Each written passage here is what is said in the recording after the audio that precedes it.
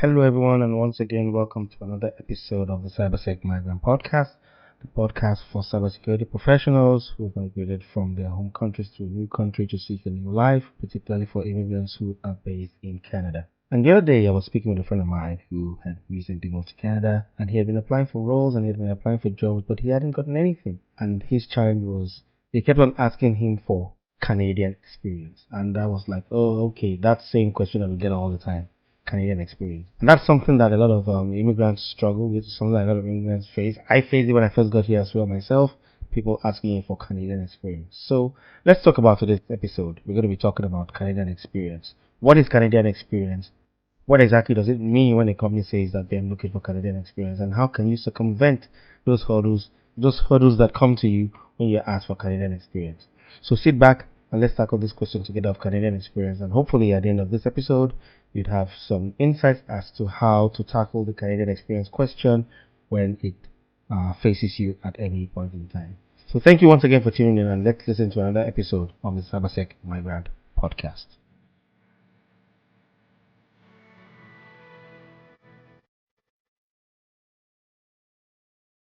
Hello, everyone, and welcome again to another episode. And today we're going to be talking about something that I've personally found very interesting. When I moved to Canada was the first time I heard something called Canadian experience. And I'm sure many other immigrants like myself have always come into Canada for the first time, trying to find a job, and then you get hit with, you don't have Canadian experience, and then you ask yourself, what is Canadian experience? And this is something that I have, in my conversations with many other immigrants, I found that it's been quite a challenge. Many immigrants have had different stories about this Canadian experience of a thing. So I thought that maybe it would be a good idea to sort of discuss that today. Talk about Canadian experience, what exactly it is, let's see how we can tackle that Canadian experience question. And so the first question you actually want to ask yourself is, what actually is Canadian experience? That's a question we get all the time. You go into an interview as a new immigrant, and then they look through the resumes, and then you get some feedback, and the feedback is you don't have Canadian experience. So you wonder, what exactly is Canadian experience? In my experience, it's not because the recruiters are trying to deny you of a job or trying to stop you from being able to get the role or anything. It's nothing of the sort. Perhaps there might be one or two people who might use it that way, but broadly speaking, most times it is not a discriminatory tool. Not at all. And neither is it a trick question. It's not a trick question. It's not a trick statement. They're not trying to trick you into believing that there's something you should have that you don't have. That's not what it is. Most times, that Canadian experience question is just a tool. It's a tool many recruiters, many employers use to weed out candidates when interviewing or recruiting for a position. So they look through their pool of candidates and they realize that they've seen so many candidates, but there's one or two of them who haven't had any experience in Canada, haven't worked with in the Canadian workplace culture. They come from a culture where it's markedly different from the Canadian style of doing things, and they say you don't have Canadian experience. It's not that they are trying to, they've singled you out, yes, that you don't have Canadian experience, but that's not what it is they're not saying you can't do that. The biggest thing that recruiters and employers actually mean when they say that you don't have Canadian experience, what they're simply saying is they have a few doubts, about your ability to, your ability to adapt to work in a team, or your ability to communicate as part of that team, or if you have the relevant soft skills, because that's something that if you haven't worked in a Canadian workplace, particularly if you come from a culture where things are done differently, then there might be some concern on the part of the recruiter or the employer that will you be able to fit in, because it's very important that you get into a team and you're able to add value to the team. So if the recruiter or the employer finds any doubt that they don't think you would fit into that team, then they might say, well, it's because of your lack of Canadian experience. That's why they don't think you would fit into that team. So usually when a recruiter says there's no work experience, that's all it is. There's some doubts. Usually, are you able to adapt? Are you able to communicate? Are you able to work as part of a team? Do you have the relevant soft skills? Those are the challenges that they have. Those are the questions they're trying to identify if they can find an answer to those questions. So just to be sure that you are the right fit for the role. That's usually all it is. So now that we know that that's what the recruiter is asking for, that's what the employer is asking for. What should you be doing? What should you not be doing? Let's think about this for a minute. Should you go ahead and now go update your resume and pretend that you've worked in Canada before? No, absolutely not. You don't need to do that. There's no reason to do that.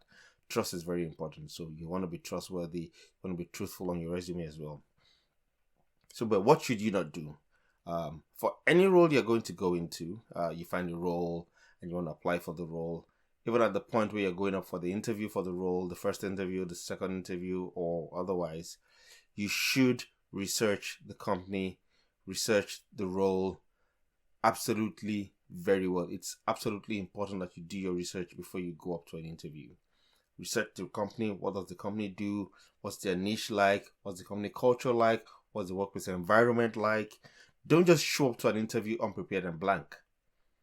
You don't want to give the interviewer the impression that you just want a job for the sake of a job.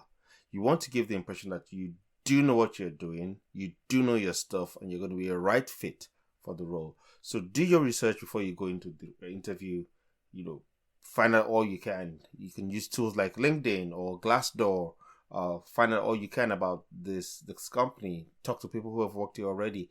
Ask what the culture is like. Is it a great place to work? Are the employees satisfied? Does it allow for creativity? Does it allow you to express yourself? Is there going to be room for your career to grow? All of those questions are what you want to ask yourself before you can go into the interview. So that when you're going to the interview, you're going in from a position of being informed. And then you can actually ask those questions of the interviewer, ask those questions during the interview, and any questions that they might ask you as well, you might be able to actually tackle those questions as well. So ask those questions, make sure you're prepared before you go into the interview. Another thing you need to do, like you said, find out about the company. Would it be a good fit for you? Because don't forget, not only are you interviewing for a role at that company, the company is also actually interviewing to see if they're a good fit for your career plans. So if the company isn't great for your career plans, why do you want to be stuck there for, medium to long term? So you want to make sure that while you're also trying to find a job for yourself, you're also finding a company that aligns and works best with your aspirations. The company culture is great. The way they treat people is absolutely great. There's diversity, there's inclusion, all of those things. Do they tick all those boxes? Do they cross the I's and dot the T's in your book? And now, your case will be peculiar to yourself. So you want to know, what do you want most out of your career? What do you want most out of a workplace? Do you want a workplace that supports your aspirations and your growths and your dreams as you grow? Or do you want a workplace where you're stifled, or the culture is very different or similar to what you've known before you moved to Canada? Those are the things you want to ask yourself, what kind of culture am I looking at in this company? Is this company going to be great for me? So find out as much as you can about the company, determine if it's going to be a great fit for you, and if you will be a great addition to the company. And once you can tick all those boxes and the answer to those questions is yes, then you're ready to go in to start preparing for that interview. And usually you have the point when you go into that interview, that's your one opportunity, that's your one chance to make a good impression, to allay any fears that the employer has about your experience or your lack of Canadian experience, if you want to put it that way. Because you only have one chance to make a good impression. Like the saying goes, you never get a second chance to make a first impression. So you want that first impression that you make to be your best impression. You want to put your best foot forward. So when you're attending the interview, you want to be confident, you want to be assertive, you want to communicate clearly and concisely, maintain eye contact. And if there's something that you aren't absolutely sure of when you're asked, ask for clarification. It's okay to ask if you're not sure. Could you repeat that for me? Or could you explain a bit more what you mean here? That's very valid questions you can ask. You don't want to come off as cocky, but you want to come off as someone who knows their stuff. You want to come off as someone who is confident in what they're saying, somebody who is confident in what they're doing, somebody whose experience actually is earned, and it's something you can actually bring to the table in that role once you get that role. So be confident, be assertive, communicate clearly. You want to make sure you do all of that throughout the interview. And then during the interview, use the opportunity, to highlight your skills. What value do you bring to the table? Don't forget, you're going in there to show this interviewer, show this recruiter that you are the best person for the role because you have a unique set of skills. So you want to make sure that you do your best during that interview to highlight those skills, show the opportunity, what the value you bring to the table at that team. Are you good at, for example, if it's a tech role, are you very good at writing up SOPs? Showcase that. Are you very good at troubleshooting? Show that as well. Are you an analyst? Do you have a lot of experience in business analysis, for example? Put that in there. Show that and give examples. Don't just say I can do this. Give examples. If you can, use the STAR method when you're putting in those incidences. The STAR method where what's the situation, what's the task, what's the action you took, and what was the outcome or the result of that. So you're showing that you actually bring quantifiable value to the table. And in addition to this value, don't forget, you also want to highlight whatever soft skills you might have, because while skills like being able to power on and off a server, or being able to detect issues on a network are important, it's also important that you have the right soft skills. And that's the good thing about it. I am, by my profession, I work in IT, I work in security. If you ask me to do your taxes for you, I don't know anything about taxes, so I can't do anything about taxes. I can't go into that role and fit in. And it's the same thing for many roles. There's many skills on some roles that are non-transferable. Those are the hard skills you need for those roles. But also, on any role you're going to be doing, there is the need for soft skills. And remember, soft skills are transferable between roles. You can transfer soft skills from one role. Either you are an accountant, or you're a security consultant, or you're a nurse, you're a doctor, or you're a lawyer, or you work in the bank. You're able to transfer soft skills because soft skills are required for every role. Are you able to work well with people? Are you able to play well with others? Are you good at listening? Do you have a penchant for leading teams? All of those things are things that you can transfer between roles. So if you have any soft skills, you also want to showcase those soft skills during the interview. Use your experience with those skills. Use those examples of how you've used those soft skills in the past to allay any fears that the interviewer might have about you being a good fit for the role. Because once you can show that I have the requisite skills, I have the requisite knowledge, I am able to fit in as part of your team, then the question of you not having Canadian experience then doesn't arise, because you've allayed that fear that this recruiter or this employer has about that. So don't forget, when you go into the interview, it's an opportunity for you to sell yourself in the best way possible. So do as much of that as you can without sounding cocky or being arrogant, but being concise, but being clear of all the skills that you're able to bring to the table, of the value you're able to bring to that company, of the dedication you're able to bring to that role. And that is able to actually help you get, past that hurdle of Canadian experience. And then once the interview is done, if there's any questions, you want to ask the questions. And it's always important, don't go to an interview without asking any questions. Ask the questions if you have any questions about the company or about the role. After the interview is a good time to ask for that. And once the interview is done and you get back to your home, usually I recommend within the first 24 hours, send feedback to the interviewer. And you want to do two things with that feedback. You want to thank the interviewer for the opportunity that was given to you to be able to interview for the role, because they could have as well not interviewed you for the role, but they did. So you want to thank the interviewer for the opportunity of being able to interview for the role, and then ask for feedback. Most interviewers, if you ask for feedback, will give you feedback.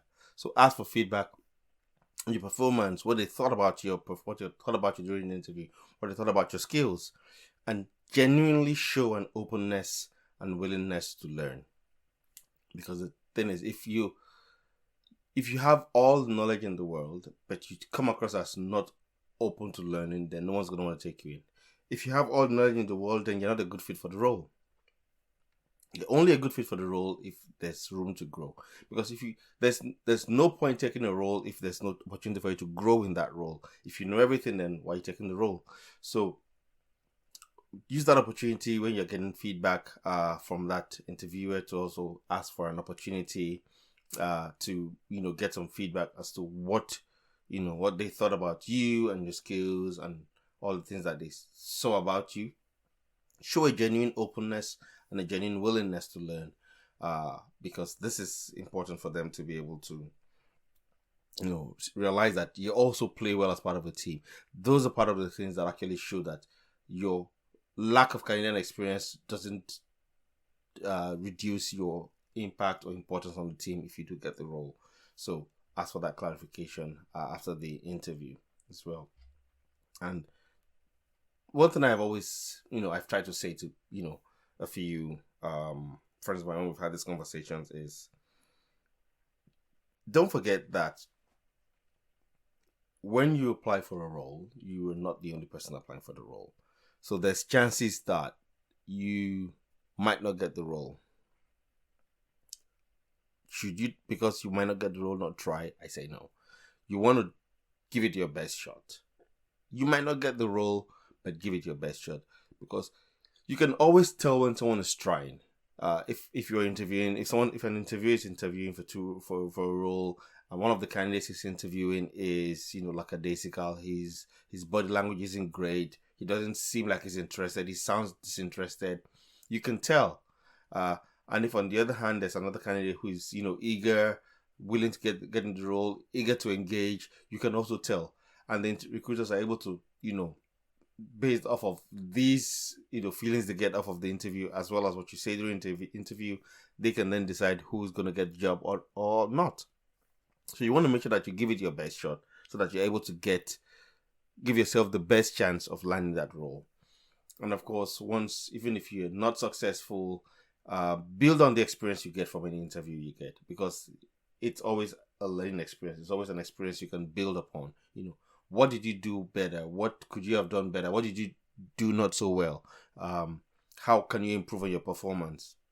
And take those notes, take notes down, write those notes down, so that when next you're going for an interview, you can actually prepare and improve on your performance the next time out. So make sure that you're making those notes, and of course, before you go for an interview, practice. You could bounce off a sound. You can soundboard and bounce off ideas and comments off of someone else, or if you don't have someone you can bounce your ideas off of, do it in front of a mirror. Stand in front of the mirror and talk to yourself and see how you sound. And improve your delivery, fine tune your delivery during the interview, because once you're able to fine tune that, then once it comes into the interview itself, you're able to do it like second nature, and then you're putting your best, giving it your best shot. And also, one thing I found in my experience, very useful is always seek out employers who champion diversity and inclusion, because it's important to be able to, succeed in the workplace where there's a lot of inclusion and there's a lot of diversity. So find employers who support diversity and inclusion, because they already are open to the idea of having someone who isn't from here, having someone who doesn't have Canadian experience already. So that's already lowering that barrier for you. And then if you're able to go in there and wow them during the interview as well, then you do even better. So seek out employers who champion diversity and inclusion, because that would help you in being in getting the best experience out of the interview. And while you're waiting to land that job, while you're waiting to land that role you're looking for, there's many opportunities. Network as much as you can. Get connected to people in that industry. If there's people who who you see as role models, who you aspire to be like in that industry, make a connection.